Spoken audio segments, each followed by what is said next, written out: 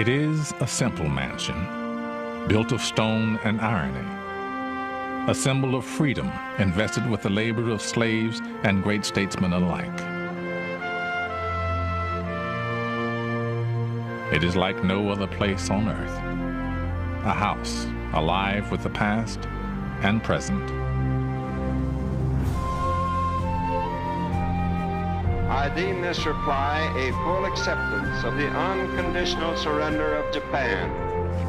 That a strong and a confident and a vigilant America stands ready tonight. It is an odd place where the monumental and the mundane coexist. Then to provide a nuclear strike capability against the Western Hemisphere. Therefore, I shall resign the presidency effective at noon tomorrow. It is where the most critical decisions in our history are made, and where any American can visit. And of all the things that American independence means to you and to me and to our. My fellow Americans, our Constitution works. Here, the people rule.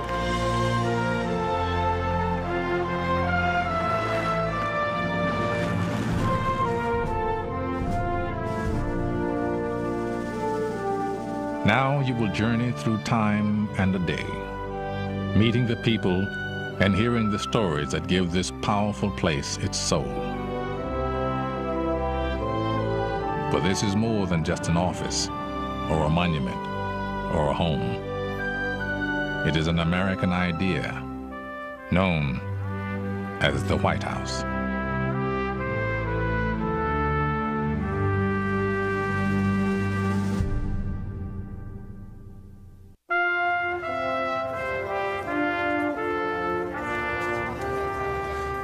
It is the most familiar building on the American landscape, a house that embodies almost all of American history. Yet we know little about it. From the outside, it remains a distant symbol, but inside, the idea comes alive.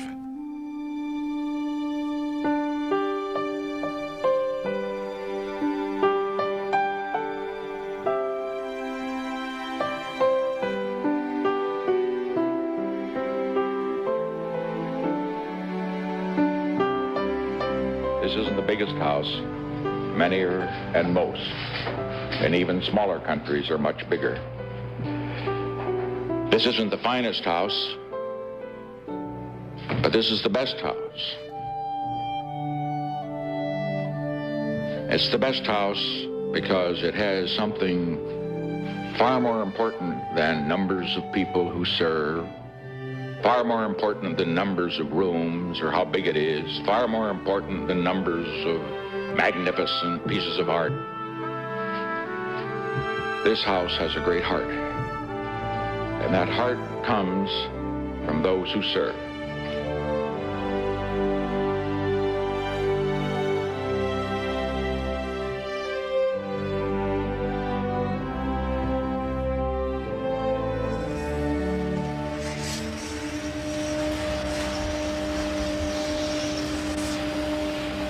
At the White House, there is no such thing as a typical day.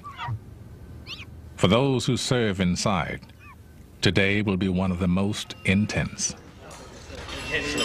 These people, stagehands to history, are preparing the house for the visit of Russian President Boris Yeltsin. Hi, Brenda. This is Gary Walters, the White House. How are you today? Fine. Is Jerry in? Each time a foreign leader visits the White House, the president has an opportunity to showcase the power and heritage of the nation in a setting that embodies them in every wall, floorboard, and stone. This is the symbol not only of the presidency, but in the eyes of the world, of the United States of America. Nothing compares to the simplicity and the strength. Nothing in the world like it.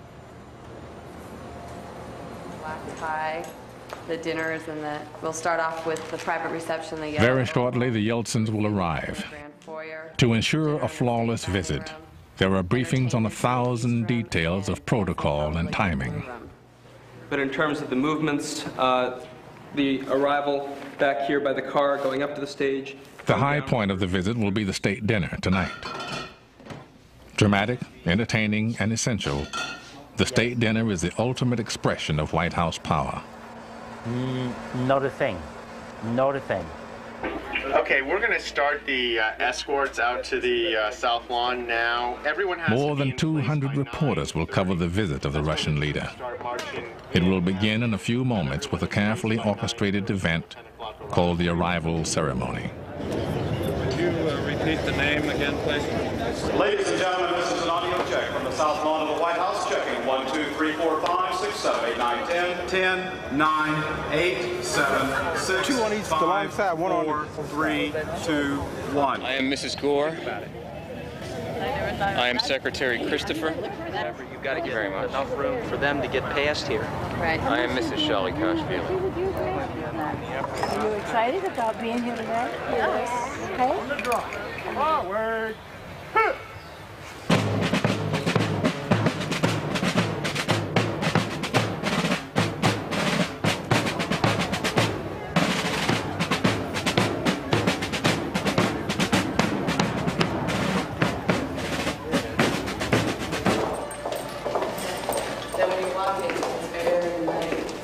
Inside the White House, with only minutes to go, the President and the First Lady receive their final briefing. You return to your positions. Yeah, and then I speak when he speaks. The commander will give you. So I say a sentence and I stop. Exactly. Okay, and the interpreters are to your left. Okay, the press is all you're facing the press. Afterwards, you come back in here and then upstairs. The only thing I don't remember is, what are the cues from down here, both coming and going? He turns his back. That is your final cue. Stand by about 15 seconds. He will turn his back. They will do some more stuff. He will face you. He will cue you at all times. And then we go back and start speaking. And then you come back. Okay. That's when you come. No, when you come. That's when down. And then we bring you back to the Just, okay. Just remember the consecutive. Okay. Interpretation. Yep. Okay. And your remarks are on the subject. Sunglasses. Okay. We ready? Okay. Andy, you can use this. Well, they will let us know. when they pull up.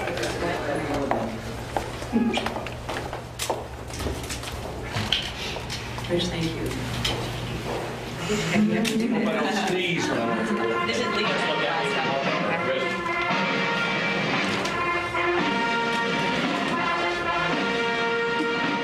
Ladies and gentlemen, the President of the United States and the First Lady.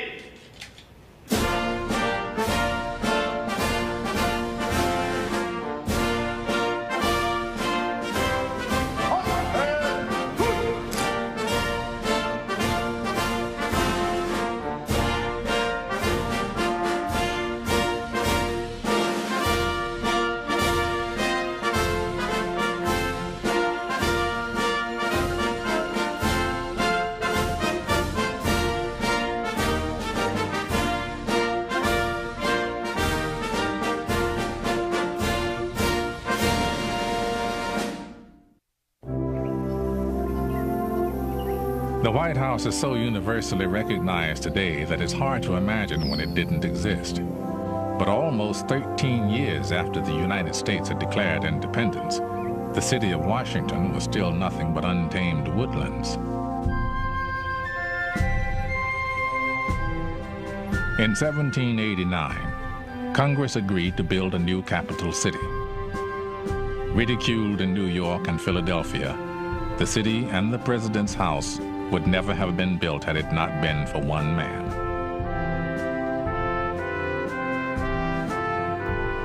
Washington wanted the city built. By law, it had to be occupied by November the 1st, 1800, and many forces were acting against this new city in the wilderness. Washington wanted it. He wanted it in the middle of the country. He wanted it on the Potomac River, and he was determined to have those buildings because in having the buildings, he would have his capital. Since the idea of a president was new, no one knew what a president's house should look like.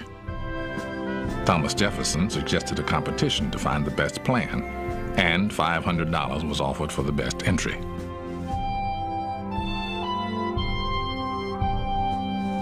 After receiving several uninspired designs, one of them rumored to be from Jefferson himself, Washington remembered an accomplished builder in Charleston, an Irishman named James Hoban. In no time, this James Hoban appears in Philadelphia at the president's house there. They liked each other immediately, and they sketched out some things. Hoban entered the competition, Washington judged the competition, and Hoban won. Its foundations were dug by slaves, the intricate stonework carved by Scottish masons. More than half the workforce were foreign-born. The workers lived at the job site and each morning received a pound of meat and all the cornbread they could eat. After one especially randy night there, the commissioners overseeing the project closed down the only house of prostitution to have ever operated on the White House grounds. When it was finished, it was immense. A bigger home would not be built in this country until after the Civil War. The floor plan for Washington's house has endured with few changes for more than 200 years. On the east side, a large room for entertaining. The south side features 3 parlors, including the trademark oval-shaped room. On the west, the state dining room. The house closely reflects Mount Vernon, evidence of George Washington's powerful influence on the design and on the presidency.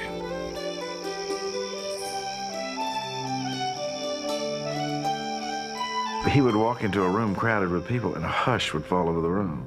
Children would be playing in a room and there would be silence when he came in. He had a very majestic appearance and way about him.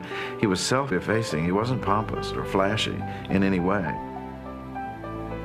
He had a natural majesty about him that poor John Adams, who followed him, never could fill those shoes. But Washington did, and Washington got his way.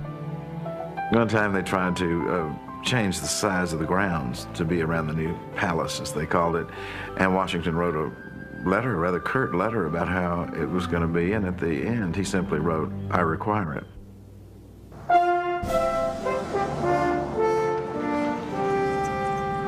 Washington was building more than a house. He was building the presidency. The house remains one of the president's most useful tools.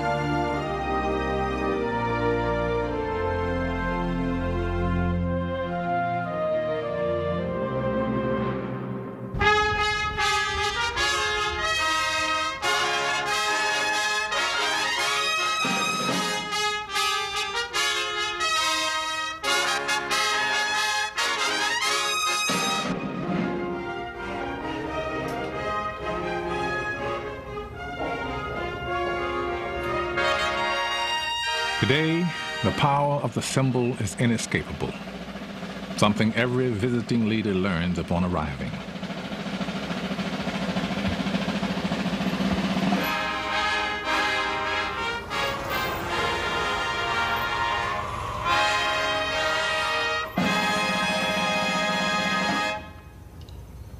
At that moment, I become the United States and he becomes Russia. And we stand for all of our people. And if this state visit goes well, then it's proof that the Cold War is really over and we're making a newer and better world.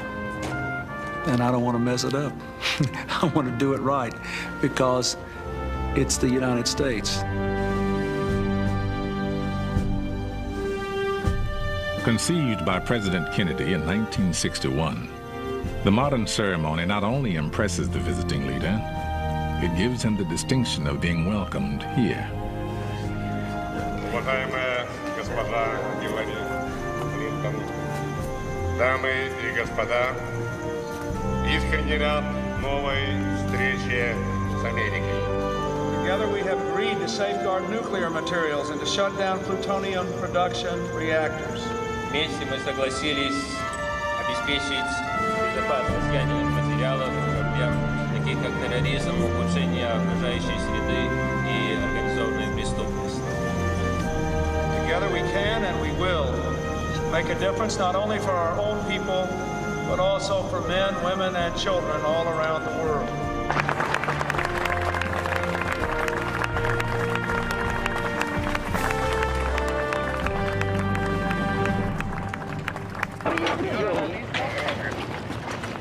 The receiving line's going on right now inside.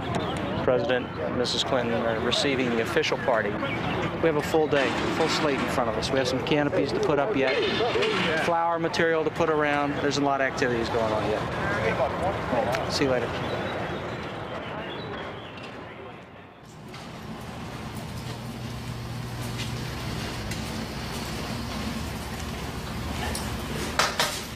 In the White House basement, the first preparations for the state dinner are underway.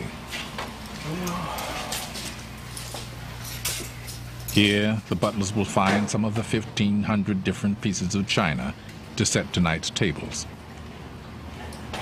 It's one of 100 different tasks the White House staff will finish in their push to the dinner, now 10 hours away.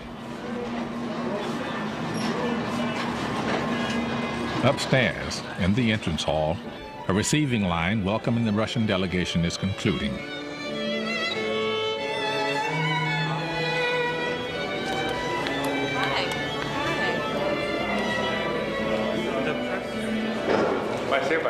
Very good. Thank you. Just a few steps away, the china is wheeled into the old family dining room. The White House is barely large enough to hold a dinner like the one planned for tonight.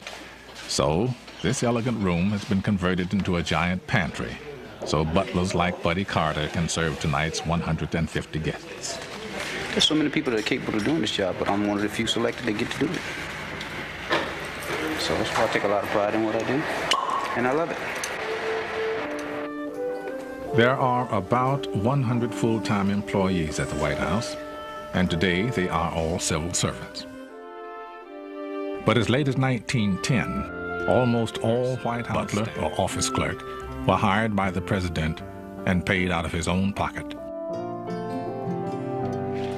This is the time to do the state dinners by. This better be on time. The White House resident staff still serve at the pleasure of the president, but they are managed by someone called the chief usher. Can I speak to Jim, please? Gary Walters has been the chief usher for 10 years. He's a conductor, directing everyone from butlers to plumbers, all the people who serve the family and make the house work. In addition to all those things that you see and wonder how they're going on, there's also those things that are going on behind the scenes. This is still a home. While those activities are going on, you get Chelsea Clinton getting ready to go to school. 2 extra chairs, including Secret Service chairs. Most of the staff end up a career here at the White House and have a feeling of love, awe, responsibility to the presidency in working in the House. I mean, we just don't read it or see it. We actually participate in it. Behind the scenes, to be sure, but we do, which I think is a better place for us to be. There have been only 8 chief ushers in the history of the White House. This small handful of men has prided themselves on lives actively seeking the background, catching the embarrassing moment before it happened, and then slipping unnoticed out of the picture. The most improbably named chief usher was also the longest serving. His name was Ike Hoover, and he arrived here in 1891 to help install the first electric lighting. That the presentation of this aviation medal. By the time he left, 42 years later, he had helped manage the House for a third of its life and served 10 presidents.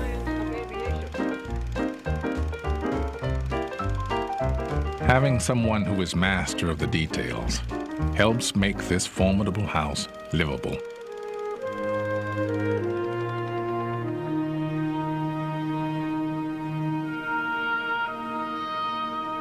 When you walk into the White House and know that you're going to be living there, it's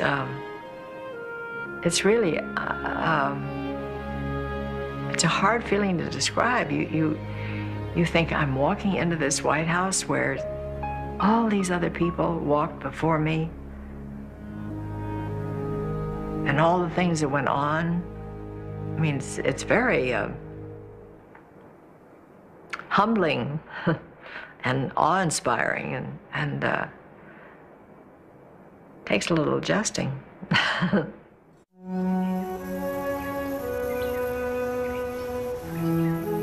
Although he built the house, George Washington died before it was finished. John Adams, intimidated by the expense of running such a home, said he'd prefer a row house instead. But Washington's house held irresistible allure. And on the night of November 1, 1800, Adams became the first president to sleep in the White House.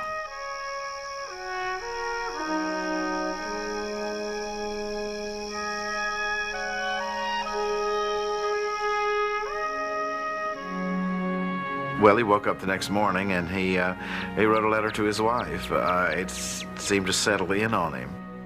And it's really, you might say, the first experience you know of a president having in that house. You see, by now it is the president's house. It seems almost an afterthought, but it's very beautiful. And he says, you know, may heaven bestow the best of blessings on this house, and may none but honest and wise men inhabit it hereafter.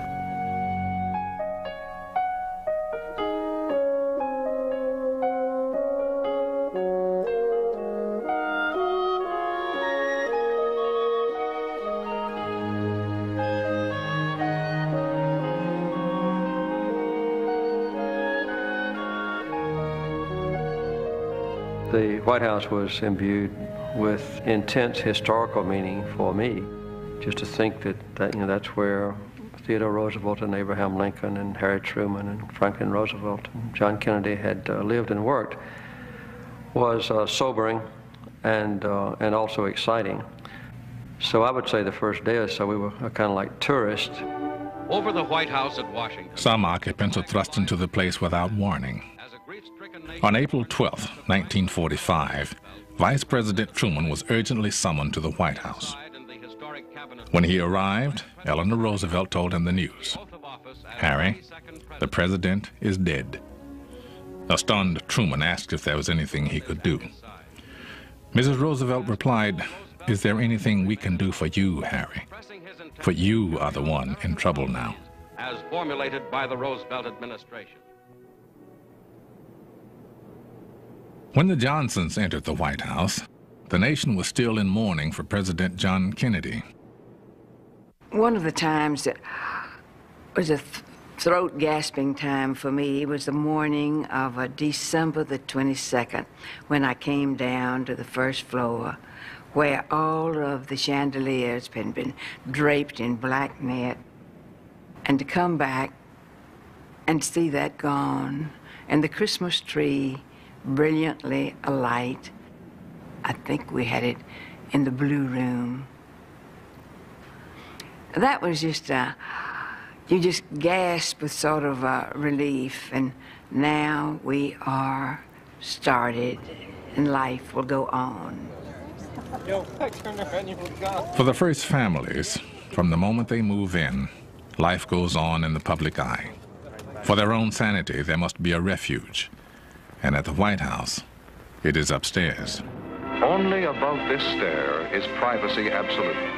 Never, while a presidential family is in residence, may cameras pass beyond this gate.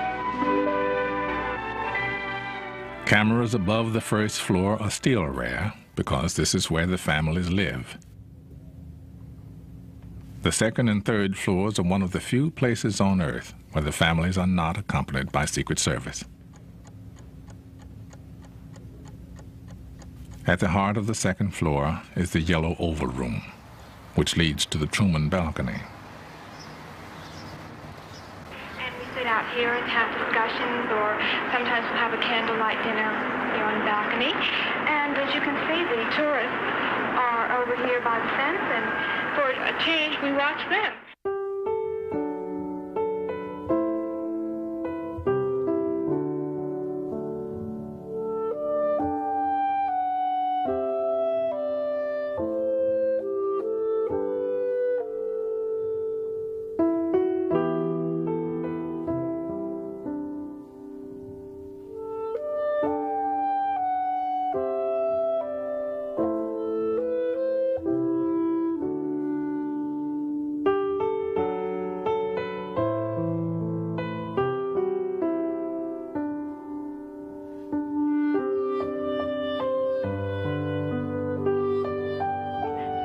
come up here even after 12 o'clock and work on a speech or think about a problem. Where he usually thinks about these things is in this chair.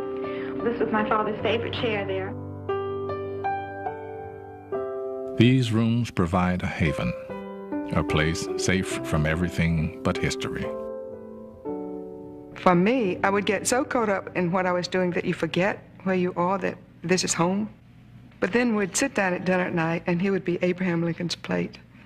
And then it would all just kind of come back. Here I am in this historic house, and it was overwhelming sometimes. While overwhelming, this public housing does come with some useful amenities.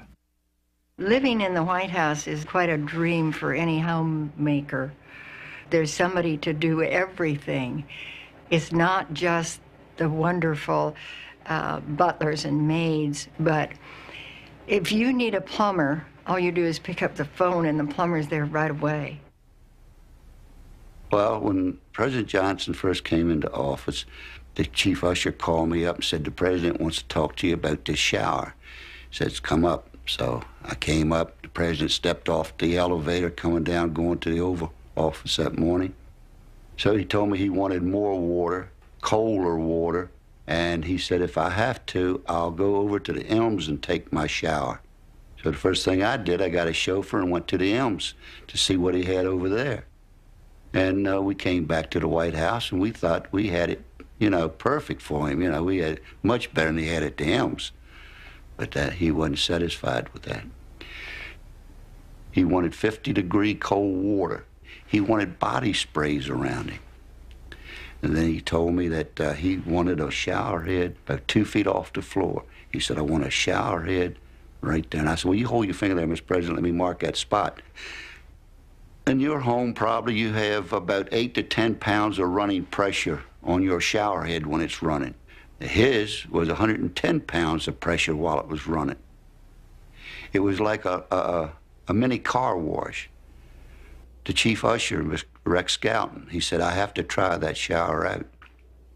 And it just kind of pinned him right up against the wall. He said, I don't see how the man can stand it. President of the United States of America and Mrs. Johnson.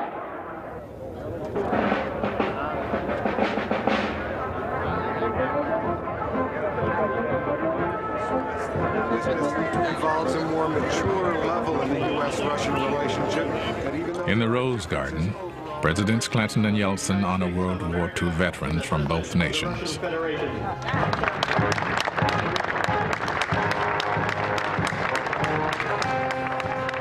On a day like this, when so much must be done, White House staff more than earned their pay. Then we have the blue room and the red room. Right. Still passing? No, we don't pass in the blue and red. While they're waiting to go into Put this one over there. Yes, sir. And do another one of the Reagan China. The employees are like a family because everybody see, you know, it's like you got different departments and everything like that, but it's not operated that way. You know, if you see something that needs to be done, regardless of which department it is, you do it. That's why we say it's like a family. Color right now, Moses. Having too dark, look like I need to shave. I think the people who serve here a long time obviously do it because they love their country as well as loving their jobs. And they're able to be loyal to presidents, some of whom they voted for and some of whom they must not have. Otherwise, I mean, just by definition, if you look at the changes that go through over time. And I think that somehow they have the idea and we have the idea that when you live here, you have to, there is a sense in which you can put your politics behind and put your country first. And they kind of symbolize that. There's a marvelous group inside the White House staff, and I'm talking about the White House family. And they have a wonderful way of making whoever lives here feel at home.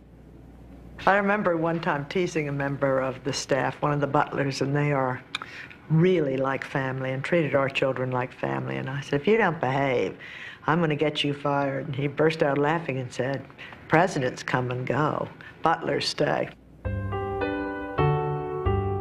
In 1945, a young electrician named John Muffler came to work here. For the last 50 years, in addition to electrical jobs, he has handled the little annoyances of life for 10 first families, like replacing watch batteries and fixing eyeglasses. You want to do the ground floor, right? Yeah. No one in the history of the house has served here longer. Am I going too fast for you? The man with the longest tenure here, fittingly, also is in charge of time. Every Friday, Mr. Muffler winds the clocks in every part of the White House. How many clocks are there in this place? Several. Look at the clock, Mr. President. Yes, it's a beautiful clock, and it still keeps good time. Do all these clocks run, Mr. President? Yes, they all run. In every room. We have a special man that winds clocks every Friday. I always managed to be there when he'd come in somehow. And one morning he said to me, son, do you know why when I come into this office, these pictures are all crooked and all bent out of shape? I said, no, sir, Mr. President, unless the cleaners, when they're dusting, they move the pictures around. He said, no, that's not the reason. He said, would you like to know? I said, yes, sir, Mr. President, I would. And he said, the rotation of the earth causes that. I said, yes, sir, Mr. President. But he went over every morning, straightened out. Oh, I love Mr. Muffler.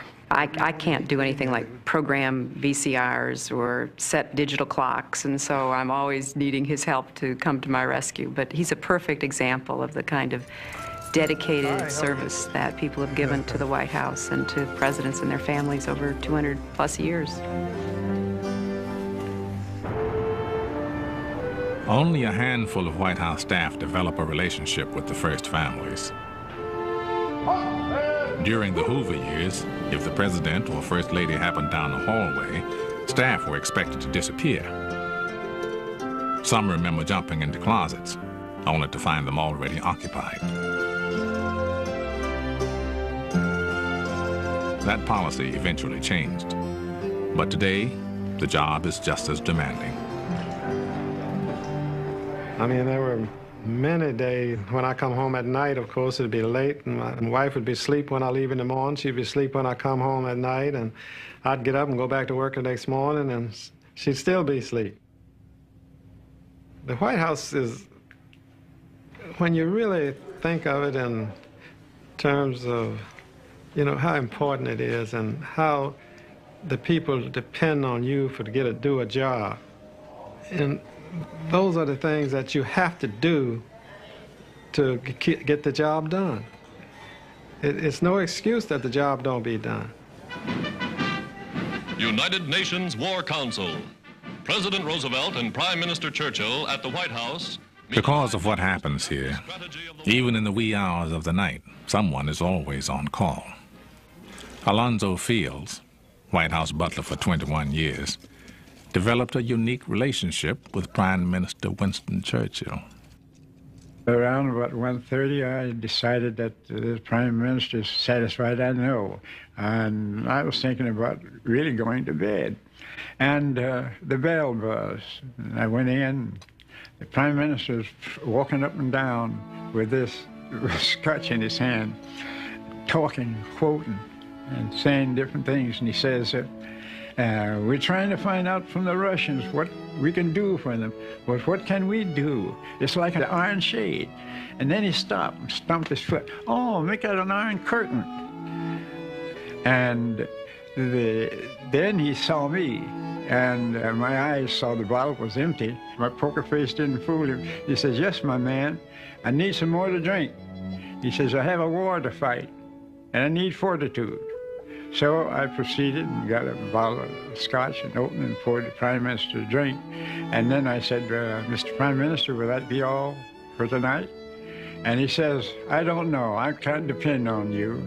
I said, well, Mr. Prime Minister, what is it? And he says, well, if ever I'm accused of being a teetotaler, I want you to come to my defense. I said, Mr. Prime Minister, I'll defend you to the last drop. Whether war or household drama, the staff lives it with the first families. I remember when President Carter's grandson, James Earl Carter, the fourth, was born soon after the inaugural. I mean, there was a sense of euphoria here at the White House through everybody. We had a grandson born, about a month after we moved in, little James. And when we left the White House, at the end of 4 years, I will always remember Alfredo holding James in his arms with tears running down his cheeks that we were leaving. The children, you know, especially the little ones, will remember me for the rest of their lives. And that's exactly 2 weeks ago, Jimmy came over. And Gary is this high, and Alfredo. And I was teaching him when he was a baby. Meanwhile, I was giving him the food because I was taking care of him, see? I was teaching him in the Spanish language. Uno, dos.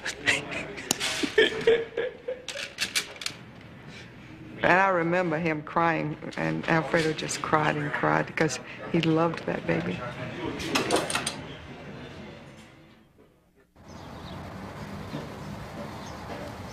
Okay, Dave, start her up.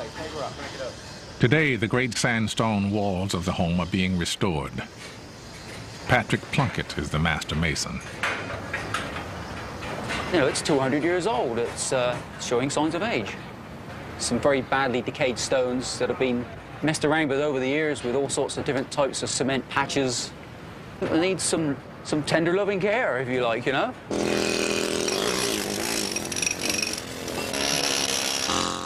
The masons have finished 3 of the 4 sides of the house, hacking out decayed and crumbling stone and replacing it with new.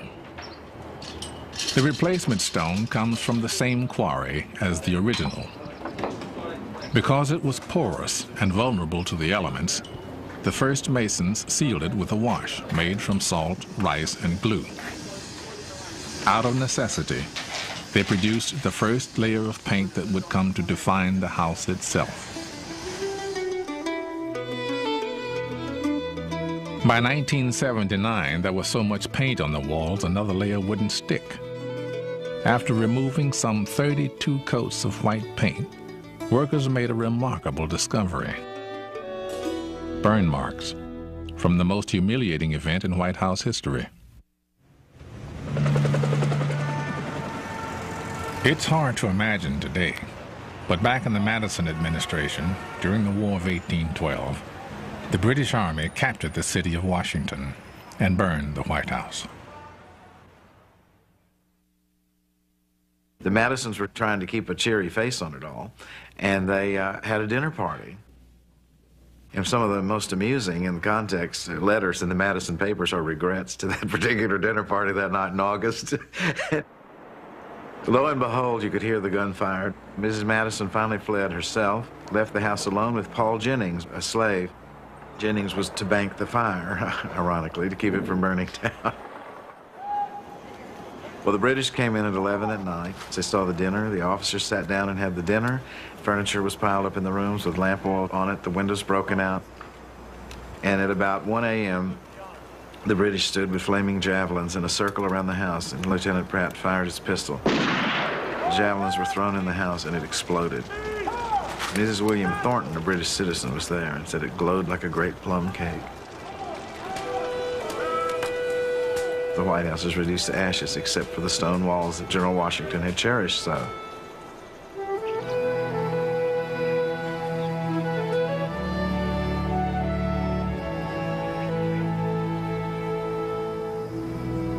Upstairs on the Truman balcony, we have one block that's unpainted.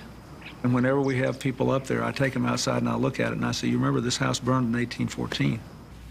I look at it all the time. Every time we have any kind of international incident, when Captain O'Grady was rescued out of Bosnia, I went out on the Truman balcony and I looked at the burn marks.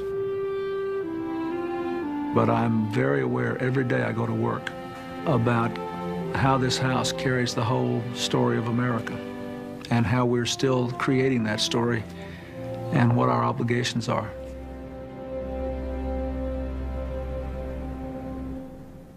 Excuse me, please.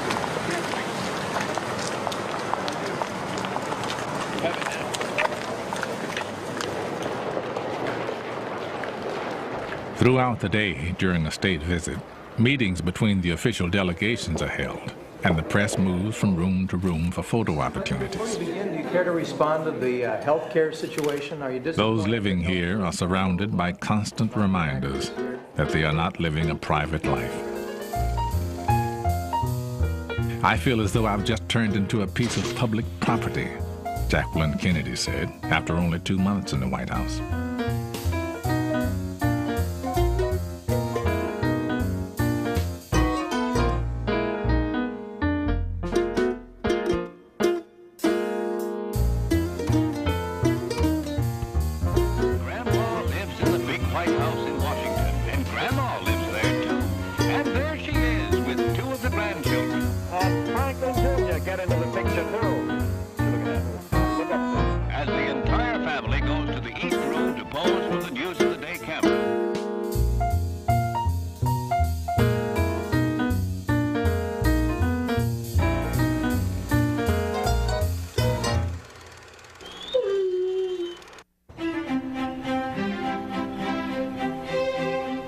The incessant activity swirling around the White House belies the fact that it sits in the middle of a quiet 18-acre garden.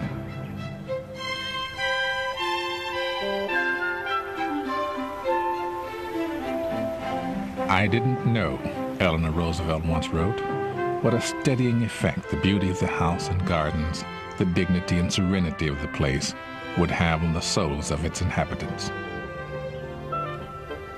I love to get out and walk all over the place and look at the trees and recall the presidents who planted so many of those historic trees.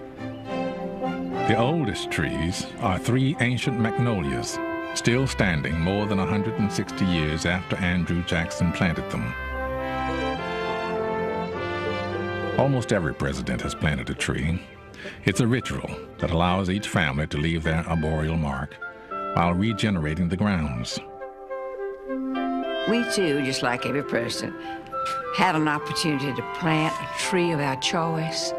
And I wanted so much to plant the live oak, which speaks of the hill country. Well, that's home. But it's not their habitat. Just forget it. Plant what will grow well there. So we planted another variety of oak, a water oak. It grows very well in Virginia and the surrounding country. And I do look at it whenever I'm back there. The South Lawn has always been the quintessential American backyard, something between a playground and a formal garden.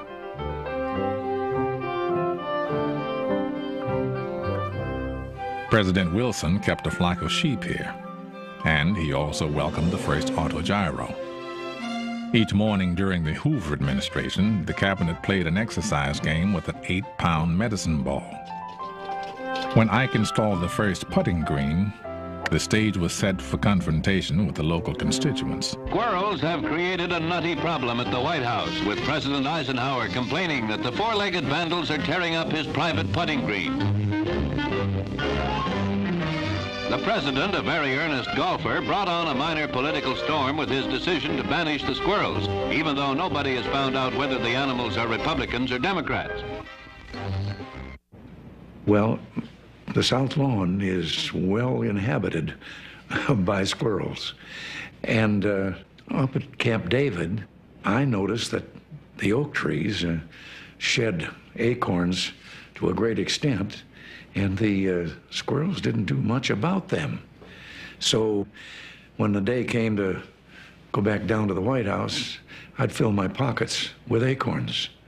And there, up and down and in the rose garden, there would be these squirrels, and I'd throw the acorns out to them, and you'd see them, wham, they'd just go and grab for those acorns.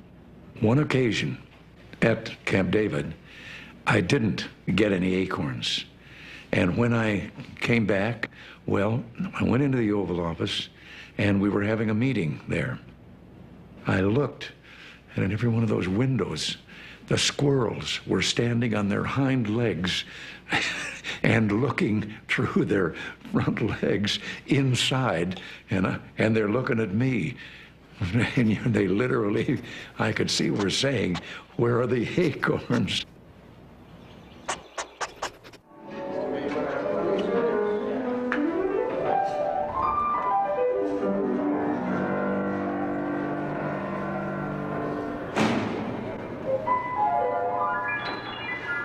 At about 3 p.m., the pianist for tonight's entertainment practices in the East Room. One floor below, in the White House kitchen, Chef Walter, now only 5 hours away. Serving anybody in the map room like we did last time around? No, I don't think in the China room. In addition to the normal pressure to please, turn-of-the-century chefs had to routinely serve 7-course family meals and 20-course state dinners. The pleasures of these meals were not lost on President Taft, who tipped the scales at more than 300 pounds. Though a success in the kitchen, the chef's handiwork was causing problems elsewhere. White House bathtubs proved too narrow for Taft. To his consternation, the president was frequently left stuck in the tub. White House ushers were sent scurrying to find a proper vessel. When it finally arrived, it was 41 inches wide, could hold nearly 65 gallons of water, and all the men who installed it. Tonight's guests will be served low-fat yet elegant fare. An appetizer of ginger-marinated salmon, rack of lamb, a salad of mixed greens, and one of the legendary White House desserts. That's a really nice color there, very nice blonde. Roland Messnier has been pastry chef at the White House for 16 years. Okay, and that goes back. This is when I am even more nervous than normal. You have to remember, you know, when you serve a state dinner, who are your guests? The dining room is filled with extremely important people, people that have been everywhere, that have tasted all sorts of food. And our job is to make sure that the guests will leave the White House feeling that the president and Mrs. Clinton did an excellent job receiving the guests. Not the pastry chef, nor anybody else, but the president and the first lady. That has to be very, very well understood. And I think if you can do that, then I think you do your job fairly well. Messnier's almond baskets will be the dinner's grand finale. Here we are. Not only backstage. It's a type of culinary touch that has always attracted the attention of gourmets, including Julia Child. Henry Haller, who was born in Switzerland, had his training. While history has recorded the names of almost every White House chef, the names and lives of the kitchen assistants and the servants who toiled on the staff have gone largely unrecorded.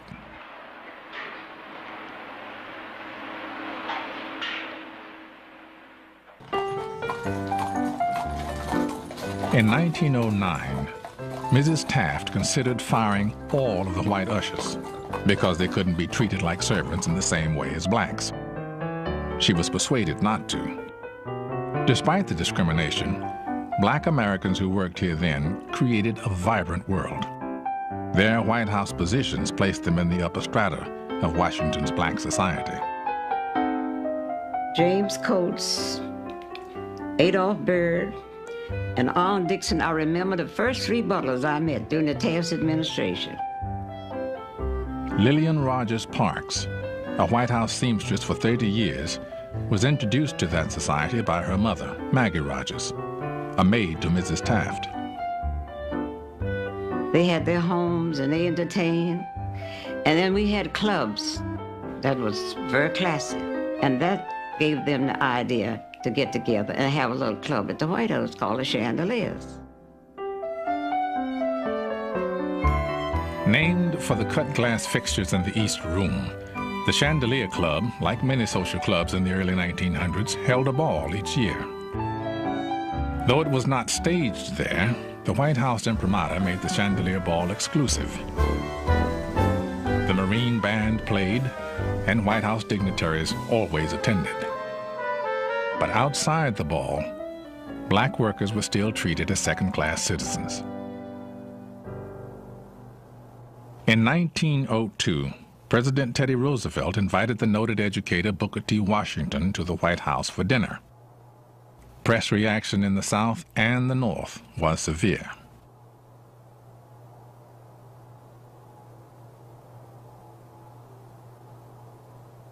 Roosevelt was chastened. No black American received another social invitation to the White House for 28 years.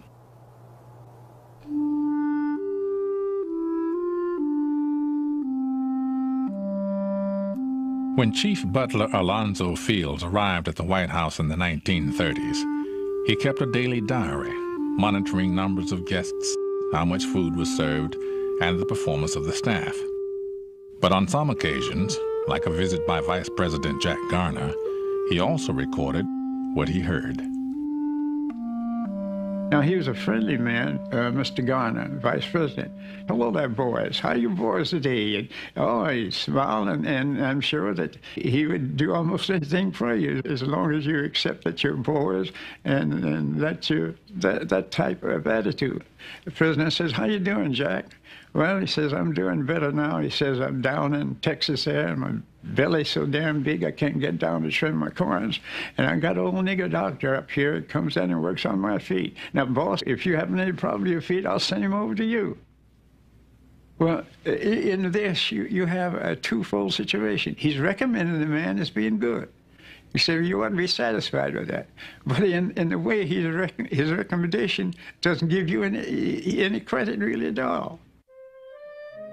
If you're going to fight to prove that you're better than anything he thought you were. Be as humble as possible, ignore it, and then build a pride in yourself that these people, they think they're better than I am. And you can say within yourselves, I know what I am. I'm serving the country.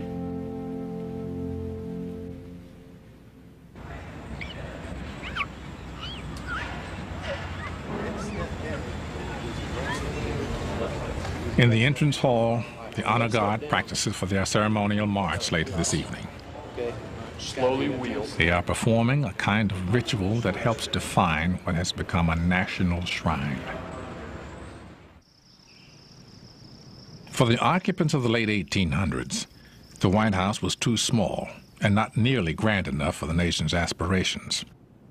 There were frequent and elaborate plans to expand or even abandon it. I don't think the White House would have survived the late 1860s had it not been where Lincoln had lived.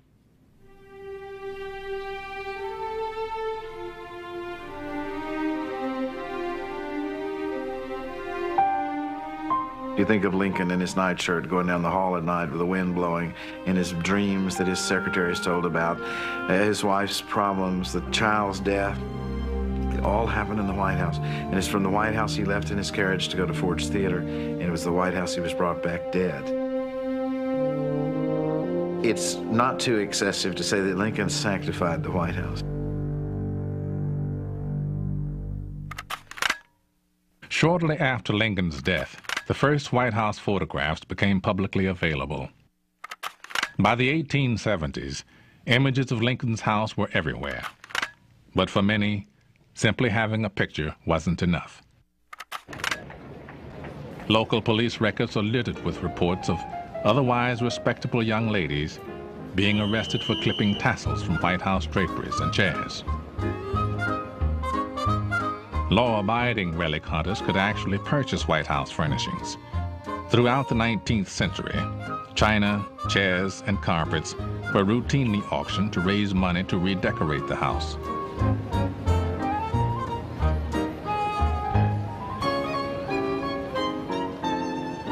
Now, Mrs. Theodore Roosevelt began to be upset about these auctions.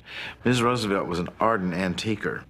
She would practically stop a parade to go into an antique shop and run out with a couple of andirons, you know. She really was an aggressive antiquer. And she would go in shops and she'd see a piece of White House china for sale. She thought this was undignified. So the practice started then of when White House china was beyond use, it was put in tow sacks and smashed. If you inherit a cup and saucer from great-grandmother and think you've got something, you better hide it because she probably swiped it. Our fascination with the house is driven not just by its history, but by the uncanny truth about who is eligible to live there. It is true, literally true. No one can deny it, madam. Your son certainly can wind up in the White House. Of course, the odds against your boy are 1 to 3 million. But every The odds are even worse today, but the possibility of it makes the idea of the people's house seem plausible. Up until World War II, visitors could walk right in and wander through the state floor parlors. If they chose, they could leave their card with the doorman. Later that day, they would receive an invitation to a tea or other White House social event. And that got so democratized, people would pay a cab driver, and he would take 20 cards, and he'd go back and drive under the portico, and the butler would come out and stick the tray in the car window, and they'd pile the cards on there and take them in, and then the invitations would go out. I was talking to a man the other day who had a convertible around the World War II period, and it started to rain, and he couldn't get the top up, so he just drove in the White House under the north portico and got out and put his top up and drove on. Don't do that today. It's the way it used to be done. When Roosevelt was president, I think until the Second World War, every weekend, a Sunday afternoon, during the warm weather, people could picnic on the backyard here. You know, it's just different now. When people abuse their freedom, then we have to live with more restrictions. And so it's regrettable, but we still try to keep this house accessible. Because after all, we're just temporary residents here, and it belongs to the people of the United States. That's what a democracy is all about.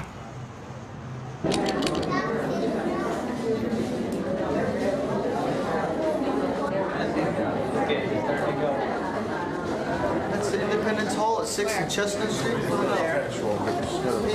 room is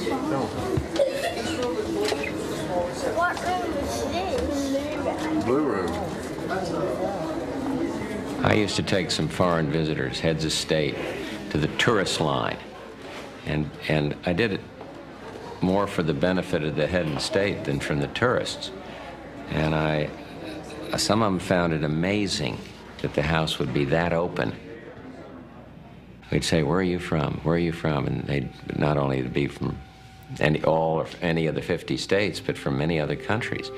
And it made a profound impact on the foreign leaders that I would take there.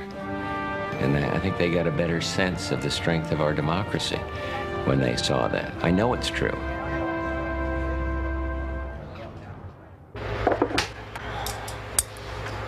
Now, this is what we call pulled sugar, which is simple water, glucose, and lemon juice. With only hours to go before the evening begins, pastry chef Roland Mesnier is finishing tonight's culinary grand finale. Until you feel that you are, that the Rubens is wide enough, because as you pull it thin, it will get narrow on you. So that's just like a baby.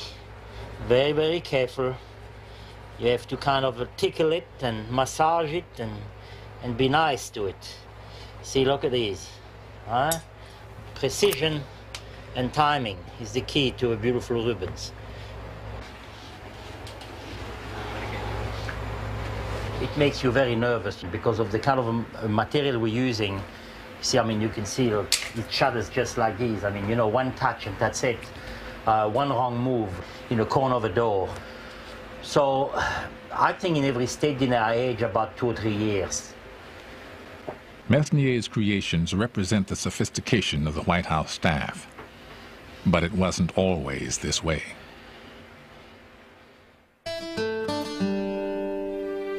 At the end of the 19th century, the president's house reflected the manners of a frontier nation, not the style of an emerging imperial power.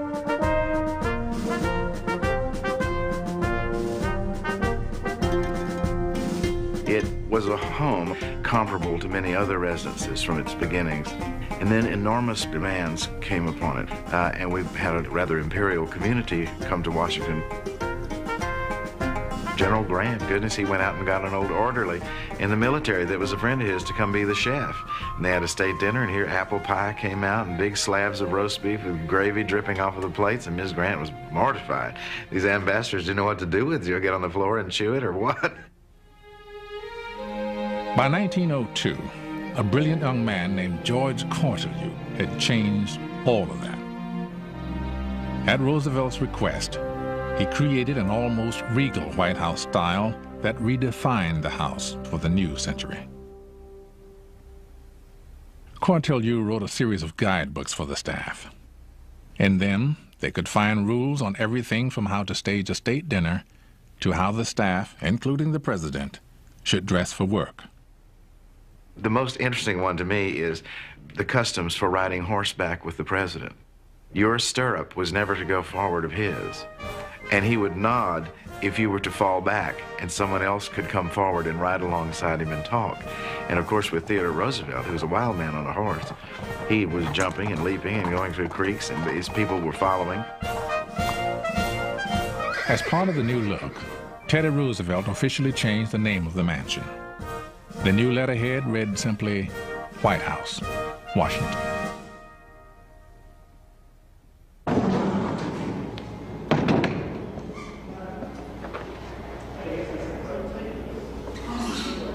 Inside the state dining room, with only a couple of hours to go, Chief Usher Gary Walters is struggling with the most pressing problem at the White House, a lack of space. And that one goes up in that gap a little bit, then that one can move over this way, right? How are we doing there? Can we offset one of those? This one? And gain the room? No, It may seem small today, but for the Roosevelts at the turn of the century, life in the crowded White House was miserable. Along with their 6 children, the President and First Lady were crammed into only 8 rooms in the west end of the 2nd floor. At the other end of the floor, almost 30 office workers toiled amidst the noise of telephones, telegraphs, and typewriters. Roosevelt solved the space problem and changed the house forever by building a new wing for his staff. It is in the West Wing, not in the house itself, that the most famous room in America stands, the Oval Office. Heidi, how you doing? They're with me, it's okay.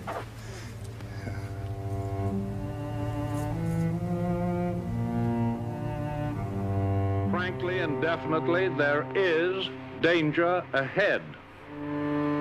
Danger against which we must prepare.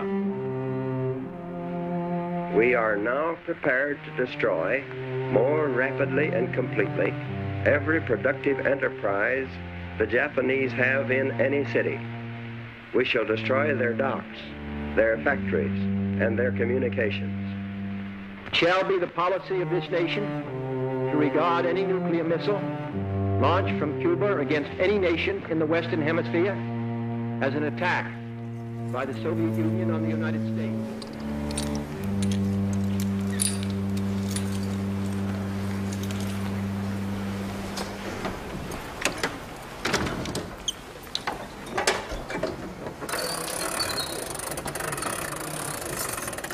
Because of the history that has been made here, the White House is the most potent symbol of power in the world. The power of the House is exploited not only by those who work inside, it is used by those outside the fence as well. Give this Bible to President Clinton, this God's Victorious Army Bible.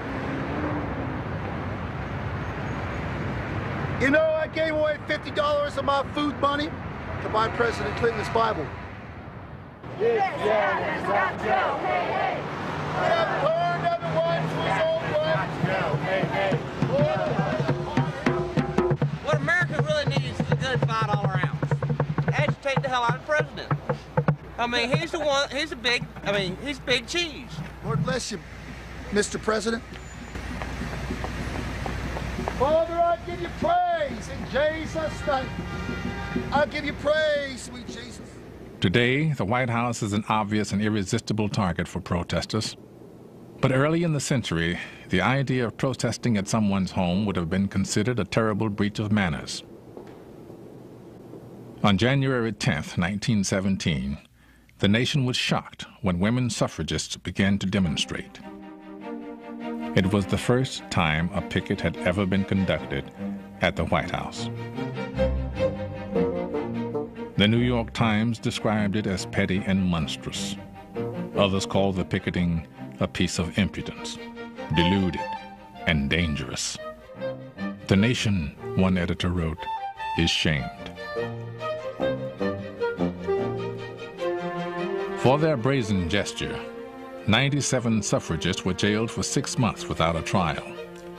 Their arrest was eventually declared illegal, and the right to protest in front of the White House confirmed.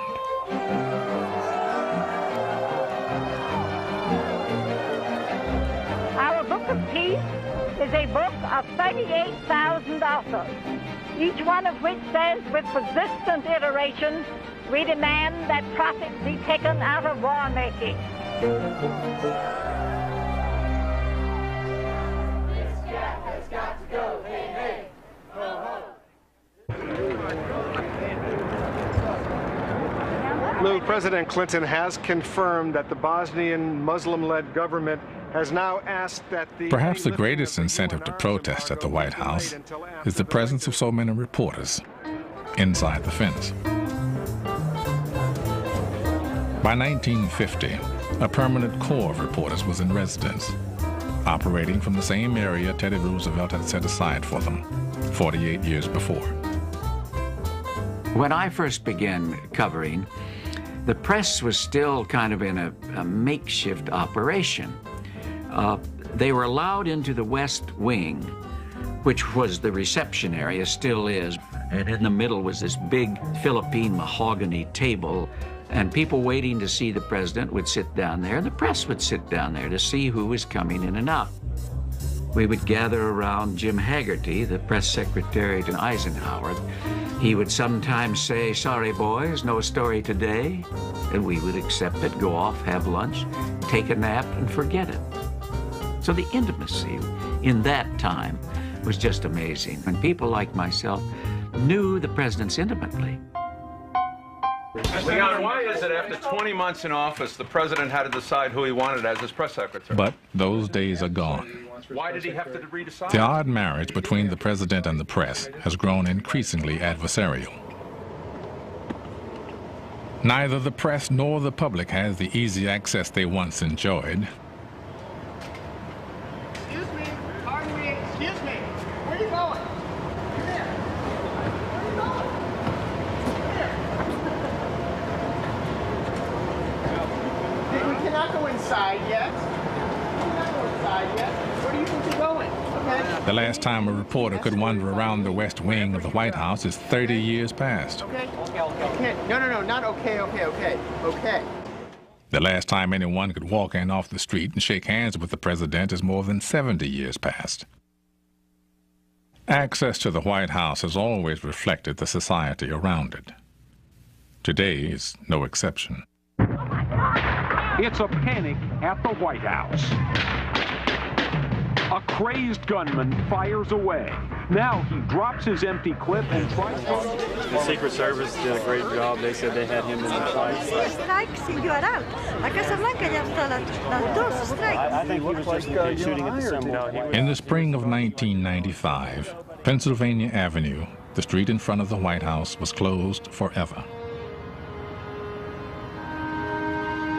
Security increased, and the White House became a little more fortress and a little less house.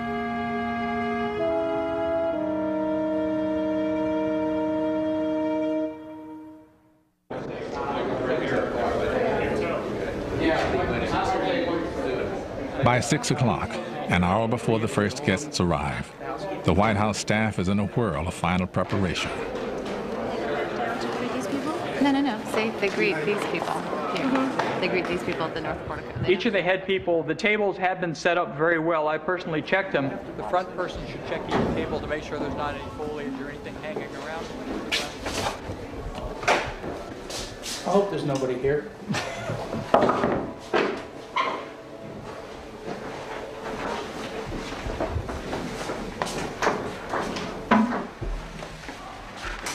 It's those mundane chores that have to be done.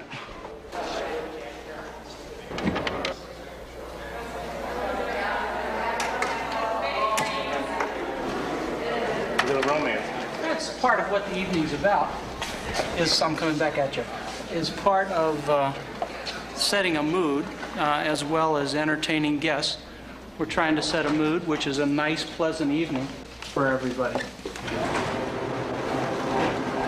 Since any of these plates could be the president's, each has to be perfect.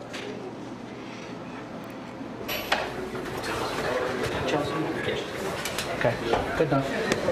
You gotta know what you're doing. Not just anyone can serve the president and his guests. Besides careful training, each of these waiters has undergone an FBI background check. Oh, no problem. How's your bowling game? The state dining room, like the rest of the house, is ready. But Gary Walters isn't taking any chances. If the chief usher had made a similar inspection of the house 45 years ago, he would have found a few things out of place. In 1948, the White House was completely gutted. The floors that Jackson, Lincoln, and two Roosevelts had walked across were gone. By 1947, with the house crumbling around them, the Trumans moved out. Not since 1814, when the Madisons retreated from the British, had a president been forced to abandon the White House. The house had been used hard. Everybody's in a hurry there. The clock goes like that. When you needed a new bathroom, you just drilled the timbers and sent pipes through. If you needed a sink, if you needed wiring, drill, drill, drill. It was like a cheese. Plaster would powder down from the chandeliers, and at one point, one of the chandeliers jumped down a few links on the chain. When the White House reached the breaking point, Gerald Ford was a freshman congressman on the Public Works Committee. The president summoned them for a tour of the ragged home.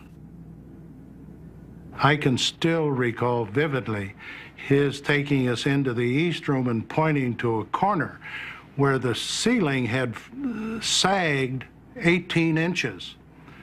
And he said, under no circumstances would he stay there with his family. Truman was working on sacred ground. He had to save the old house, but build a new one in its place. Workers saved the doors, fireplace mantels, and windows. They copied the details they couldn't remove. As they rebuilt it, the inside of the house was put back exactly as before. Though it was now constructed of steel and concrete, Jefferson and Lincoln would have easily recognized their old home. You know, when you think about it, it's President Truman and George Washington who did the most to the whole place.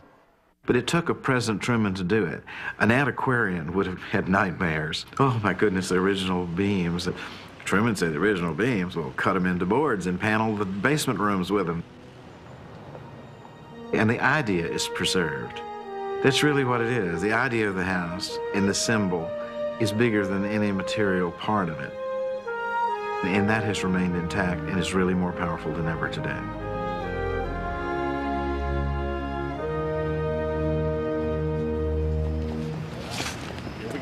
When the Yeltsins arrive, it will be here at the formal North Portico. But the rest of the guests enter the house through the ground floor. September 17th. He's the actor in L.A. Law. In L.A. Law, okay. My kid will be so impressed. The men have it easy tonight. They are all wearing tuxedos. What's appropriate for the women to wear to a state dinner? What kind of reaction do you think you'll get tonight, Senator? Pardon me? What kind of reaction do you think you'll get tonight, Senator? From whom? These people are all very appropriate. All the attention betrays our fascination for these people, for they are our stand-ins. We want them. The photographers opened the house. Their images take us there to visit and dine with the president, because the vast majority of us cannot. On the left there, Steven Spielberg.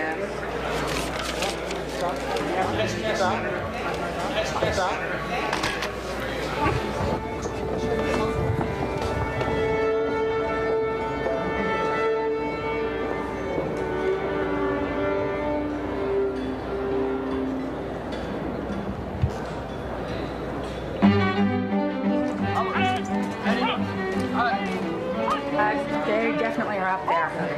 Please, and have her call the usher's office right away. Thanks. We need to keep an open line. We need to keep an open line as we push upstairs. Okay, fellas. Master Butler. All the guys on the drinks. Let's get the drinks and come up. John's up waiting on President and Mrs. to come down. Move into the dining room, please. Please, one second. Troy, when it's really intense, the tempo starts going up and up. Do you ever forget that you're actually in this historical place? Oh, yeah, I guess We have to have an open in a line way. upstairs. I just tried. There comes somebody out to say, they're coming, they're coming. Where are they? Where are they? By the time the president and first lady reach the first floor, everything is ready. All the preparations have led to this moment. Now all they need are guests.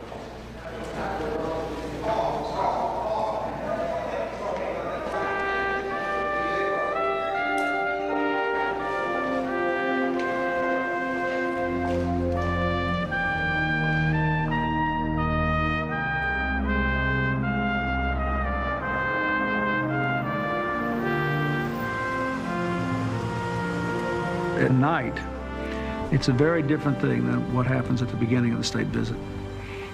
We will have worked all day long, and the visit will either have been a success or a moderate success or maybe not so successful, but what you want to do at night is to at least seal the best possible relationship you can between the leaders and the countries. So at night, you really just want them to enjoy themselves. You want them to have a good time at the dinner, to say what they want to say at the toast, and just be glad that they could be there.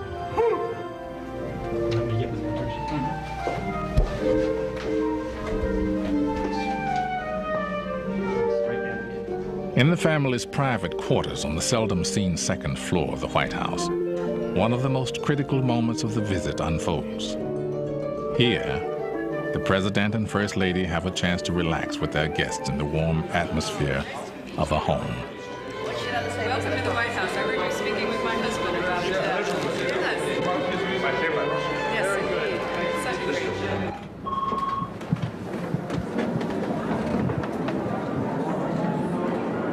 The press waits at the foot of the grand stair, where in a moment, one of the most formal ceremonies of the state visit will occur. The presidential entrance march. I did get the only question, I think, turned that your question.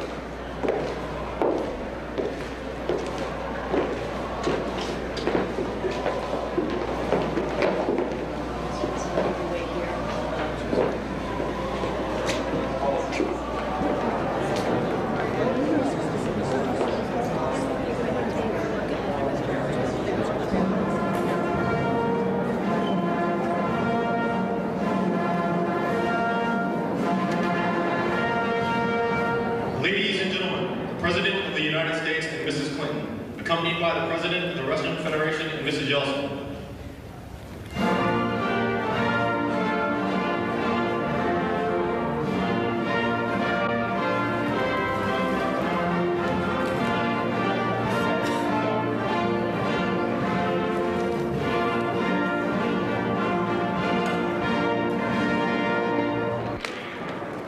The receiving line is charged with excitement because, famous as the guests may be, they are about to meet the two most powerful men in the world.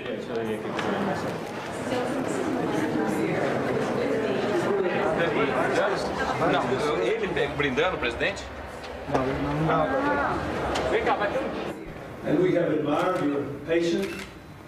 The rising anticipation of the evening is peaking by the time the official toasts are made. President Yeltsin should be finishing any minute now. He's going a couple minutes over his 5 minutes. He's up to about 8 minutes now speaking. Got the signal. And finally, dinner begins.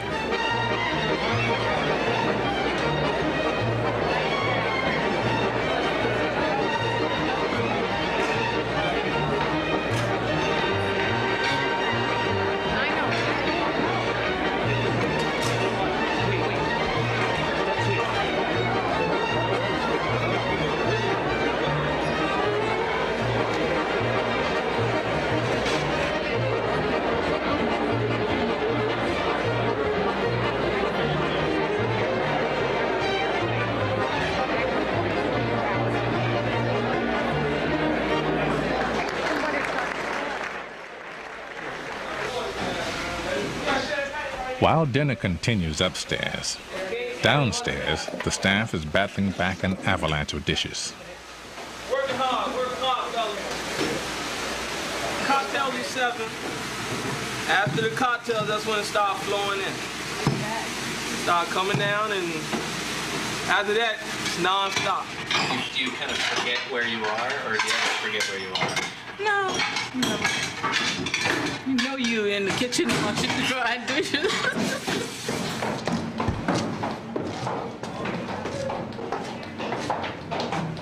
At the top of the winding stair that connects the two worlds, days of work are about to pay off for pastry chef Roland Mesnier. Lime's sherbet with a vodka mousse in a nougat basket with fresh golden and red raspberry and peaches. You can eat everything? The whole thing. The whole thing? If you're hungry enough, you eat the whole thing, yes.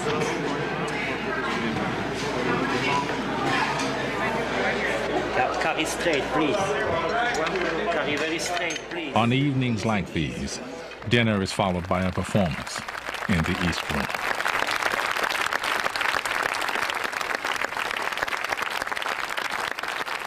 During the Civil Rights Movement, singer Sarah Vaughan performed here. At the end of the evening, a staff member found her sobbing in her dressing room. When asked what was wrong, she said, "Nothing is the matter. It's just that 20 years ago when I came to Washington, I couldn't even get a hotel room.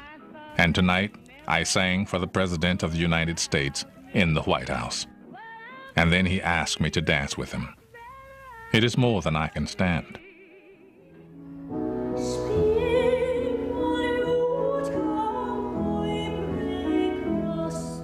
Tonight, diva Kathleen Battle lends her voice to the house.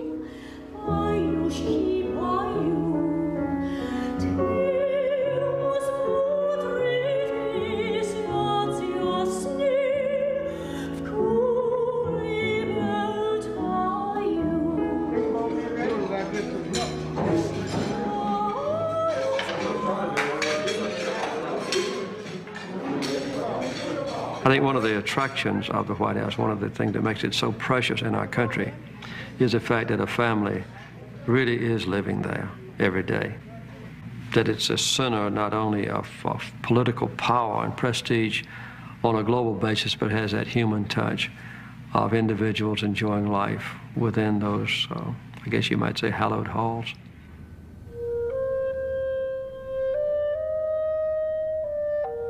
Tomorrow it will start all over again, and every day, for as long as there is a republic. Families will come and go, just as butlers and maids do, dignitaries and old gentlemen who wind clocks. These are the people who furnish this house and give it life. And as they do, an American idea endures.